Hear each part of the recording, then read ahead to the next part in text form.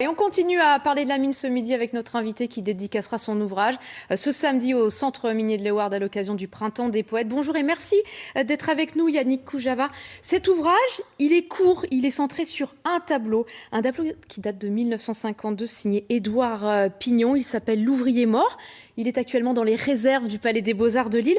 Vous avez imaginé une conversation entre ce fameux Édouard Pignon et un visiteur à qui il exposerait son tableau. Pourquoi vous avez choisi cet exercice littéraire ?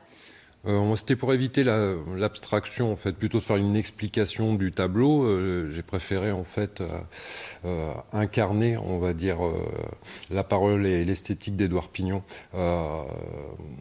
Voilà. Édouard Pignon, originaire de Marle-les-Mines, un enfant du Nord, grand ami de Picasso. Picasso qui a appelé cette peinture le Guernica de Pignon. C'était assez flatteur.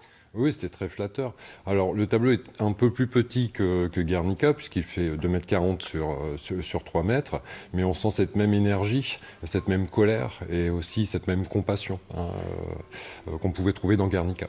On voit Édouard Pignon. Qui était ce peintre? Un enfant des mines? Un enfant des mines, il était Galibo à l'âge de 14 ans. Il a quitté la mine, il n'aimait pas beaucoup ça, il cherchait la lumière. Comme il le dit lui-même dans l'une des conversations qu'il a fait publier ensuite. Et après, il était ouvrier, il était plafonneur. Après, il a travaillé, quand il est monté à Paris, comme on dit, il a travaillé chez Citroën.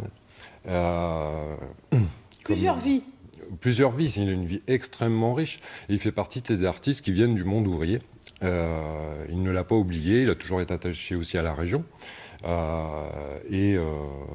Et à son combat, puisqu'en fait c'était un peintre communiste, enfin un artiste communiste. Il y a une jolie phrase dans votre ouvrage, page 58, quand Édouard Pignon dit « Les mineurs étaient des princes, des héros dont le travail faisait tourner le pays.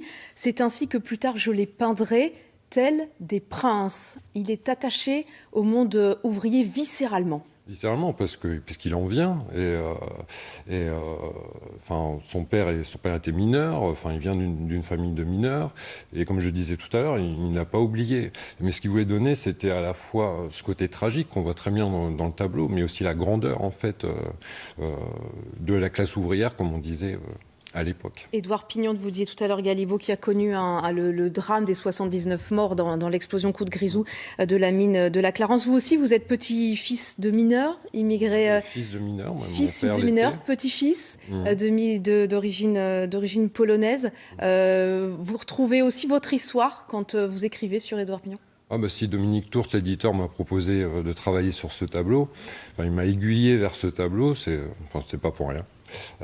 Effectivement, en fait, je pense que pour écrire une œuvre, il faut aimer, on va dire, son sujet.